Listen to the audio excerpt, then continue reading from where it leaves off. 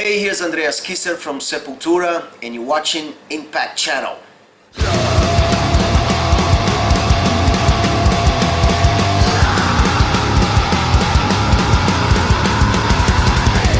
your mind and pay attention. What do you see and what do you hear? Conspiracy plot. Exactly, we are here with Andreas Kisser from Sepultura again. Hey, nice to meet you. How are you, man? How is the tour so far? It's great, man. We have a great package with Obscura, Goat Whore, and Fit for an Autopsy, with three very different bands, and we did 2 shows so far. It's the very beginning of the tour.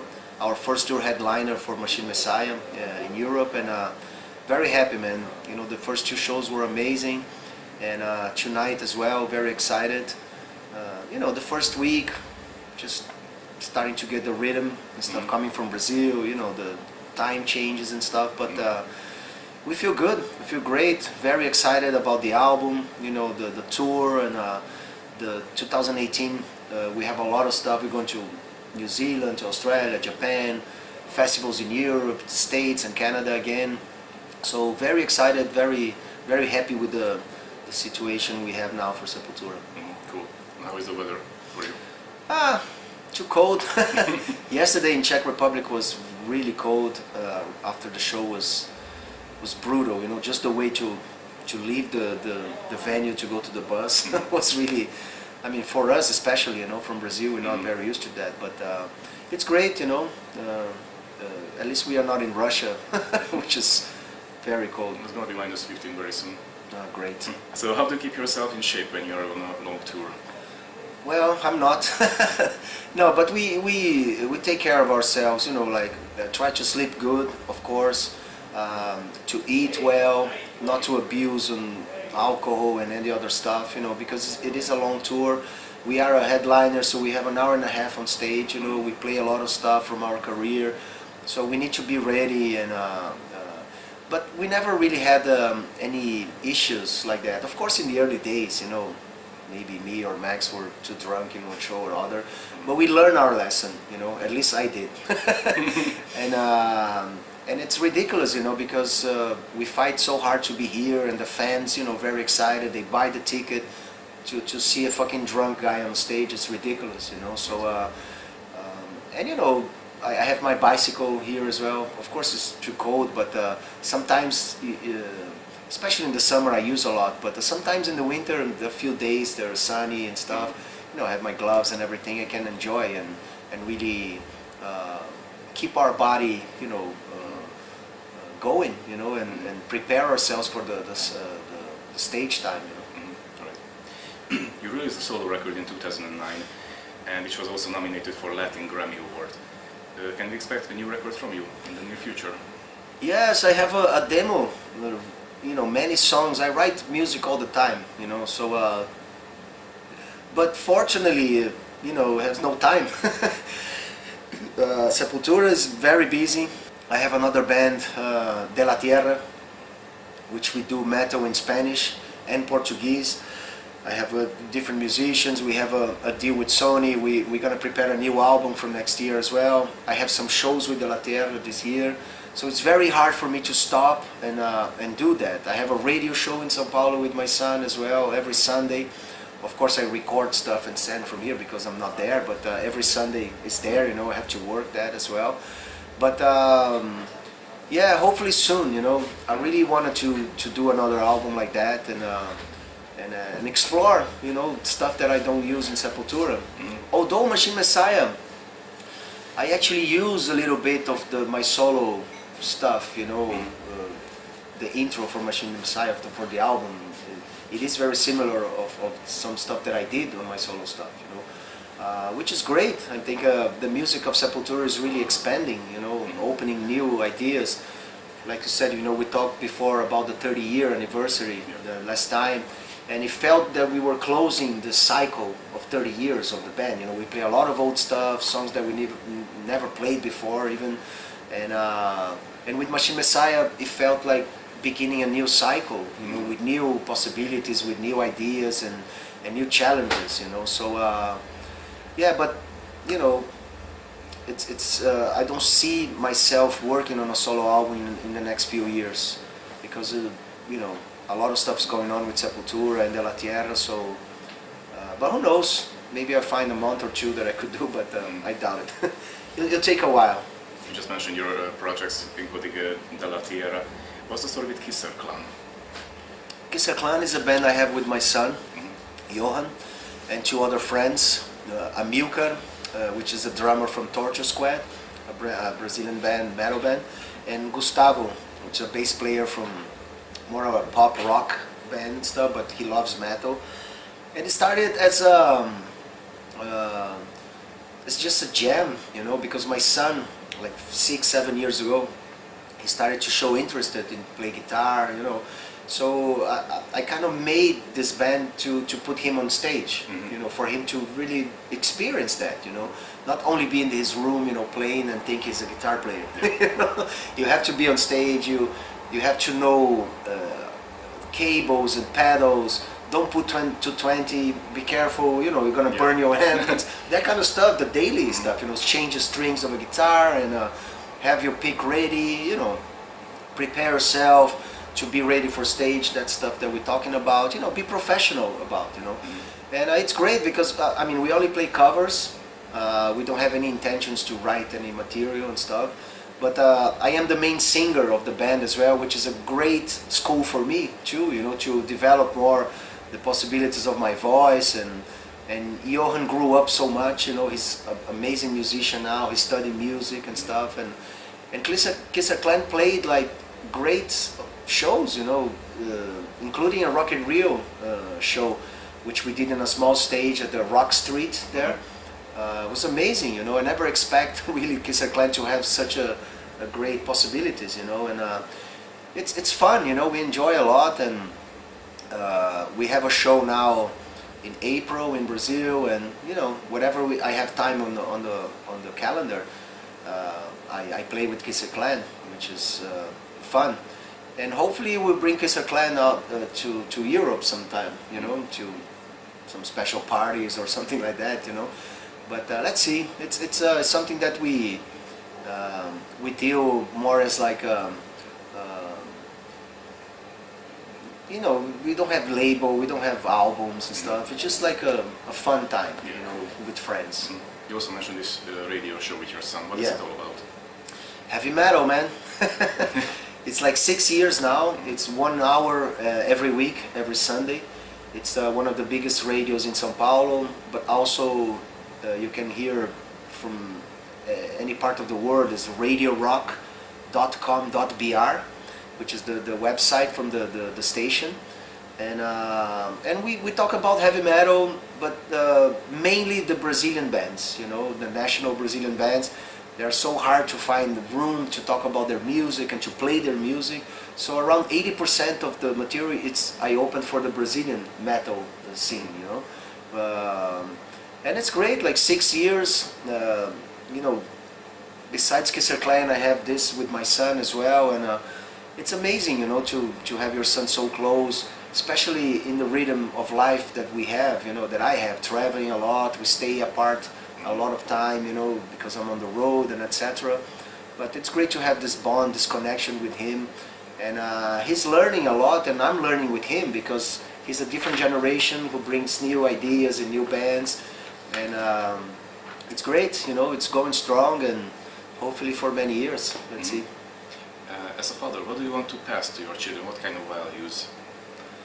I think respect. Yeah, I think the main value is respect. The differences, you know. I mean, I learned that traveling the world, going to different places, different religion, different politics, and you know, monarchies, dictatorships, and democracies, and Muslims, and Jewish and Catholic. You know, we played everywhere. It's like 78 countries in 34 years.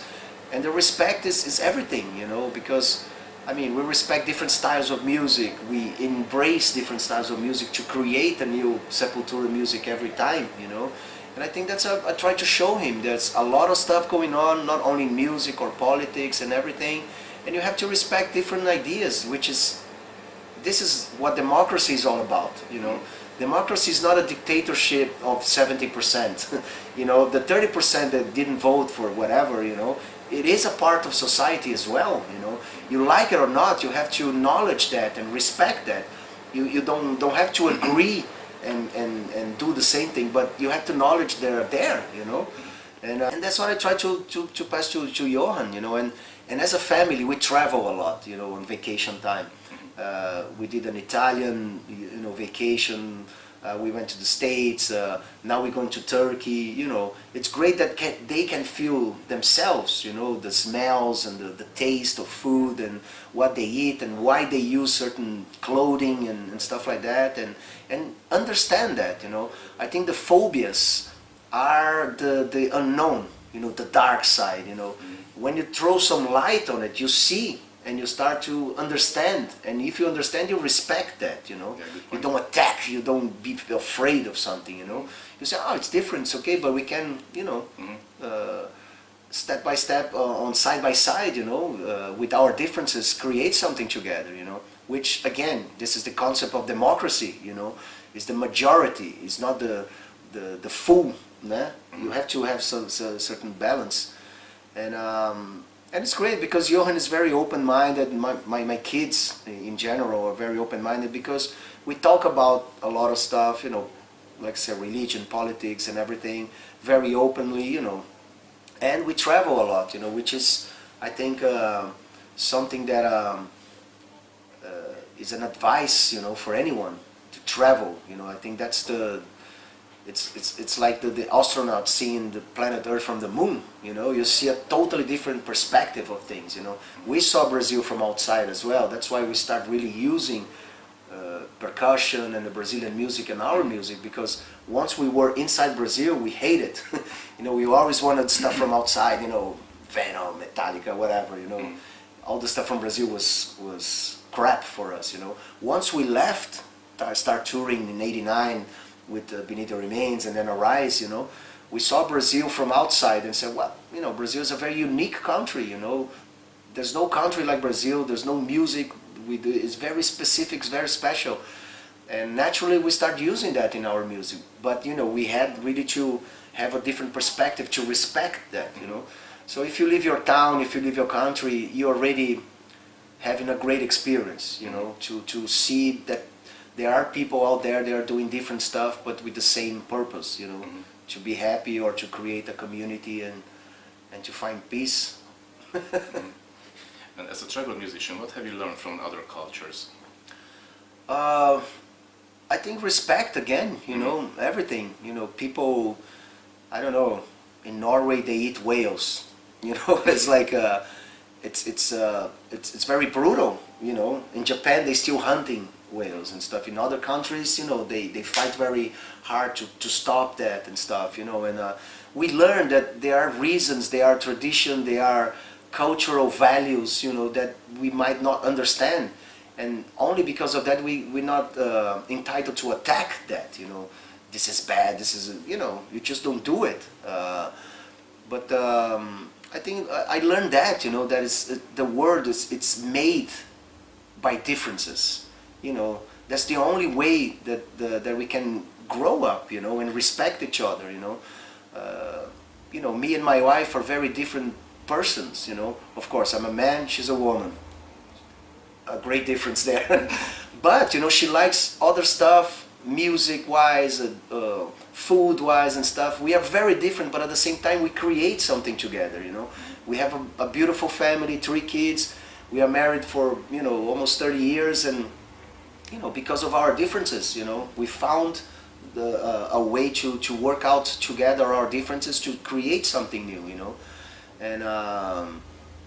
and that's where I learned. I think we have to respect the differences, you know. Otherwise, we think we are better than any other one just because we have the education we had, the culture, you know.